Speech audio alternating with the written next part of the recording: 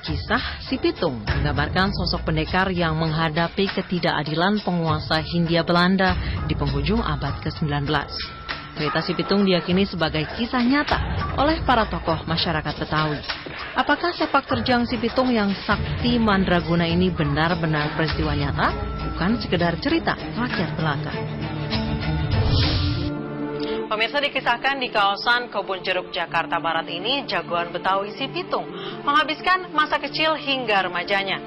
Sosok Si Pitung memang tidak hanya dikenal sebagai sosok yang sakti, tetapi juga dermawan dan diakui sebagai pahlawan. Ada yang mengatakan Si Pitung pencuri dari orang kaya untuk dibagikan kepada orang miskin, bagai Robin Hood dari negeri Betawi.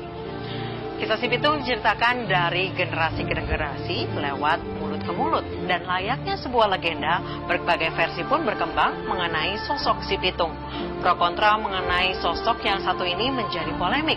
Apakah Si Pitung benar-benar ada atau hanya sekedar dongeng pengantar tidur untuk membangkitkan semangat juang bangsa Indonesia yang ketika itu sedang dijajah Belanda?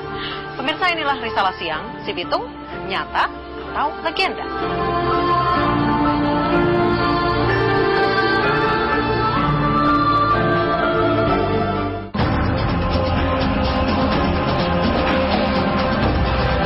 Siapa yang tidak mengenal Si Pitung? Sebuah nama fenomenal tidak hanya di kalangan sejarawan atau masyarakat Betawi, namun juga di jagat persilatan. Dari beberapa cerita epos rakyat Betawi, hanya tokoh dengan nama Si Pitung lah yang masih diselimuti oleh misteri.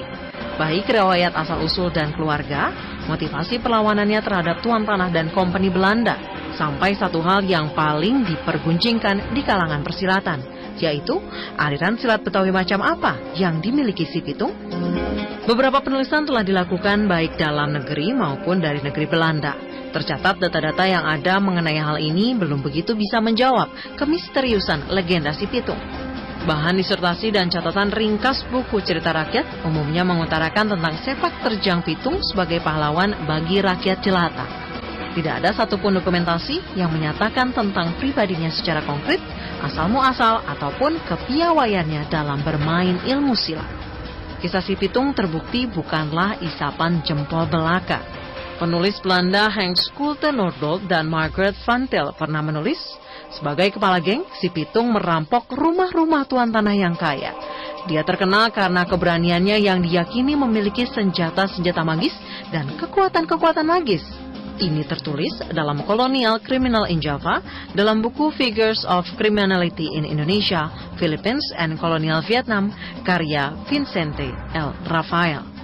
Menurut sejarawan Belanda Margaret van Til, dalam In Search of Si Pitung, The History of an Indonesia Legend, dimuat dalam jurnal Bijdragen tot de Taal, London, Volkskunde, volume 152 tahun 1996, sosok Si Pitung benar-benar berdasarkan sosok nyata yang hidup pada paruh kedua abad ke-19. Kalau dia itu lahir di Citono. Nah, kita tidak ketahui nama bapaknya siapa, nama ibunya siapa, bahkan apakah Pitung nama yang sebenarnya atau itu hanya julukan.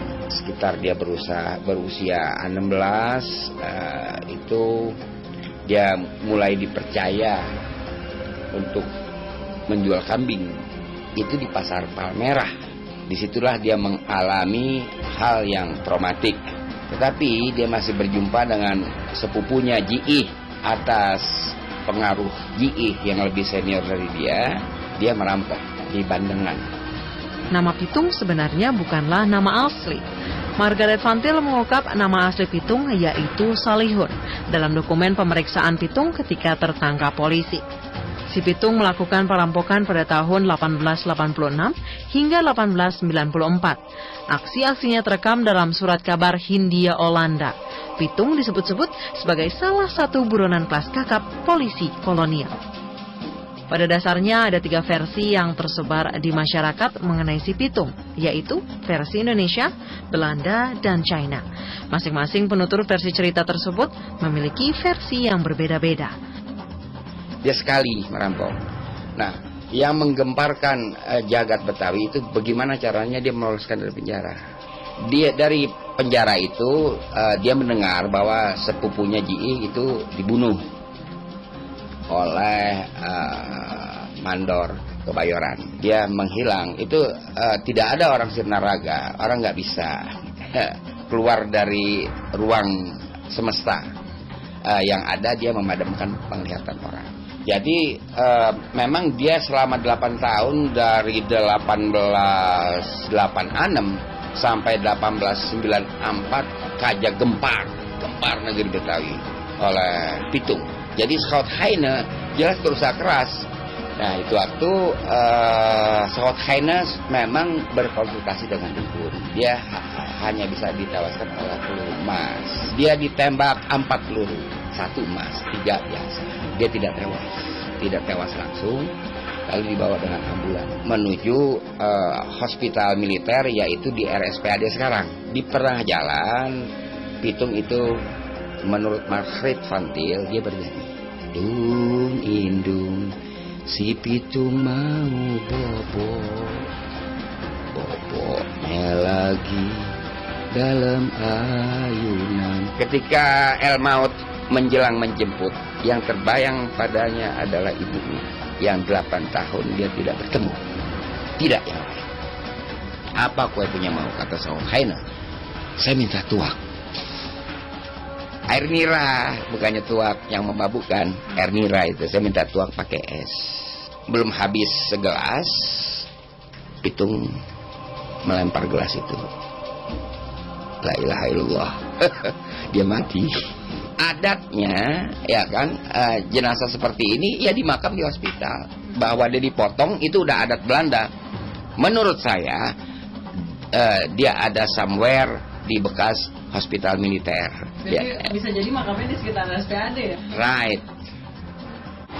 Benda kematian Pitung berkembang penuh mitos. Mereka percaya si Pitung meninggal akibat kehilangan jimatnya, yakni rambut. Pasalnya beberapa jam sebelum kematiannya, si Pitung terlihat di Pasar Senen dengan rambut yang telah dipotong. Versi lain menceritakan ketika berhasil ditembak dengan peluru emas, mayat si Pitung dimutilasi dan dikuburkan secara terpisah. Si Pitung diyakini memiliki ajian rawa rontek. Karena ajian ini, Pitung mampu kembali, bahkan masih sempat membantu perjuangan menghadapi tentara Jepang. Namun kisah si Pitung terawat dengan baik di benak masyarakat Indonesia, terutama di Betawi lewat lenong maupun film. Si Pitung adalah Robin Hood dari negeri Betawi.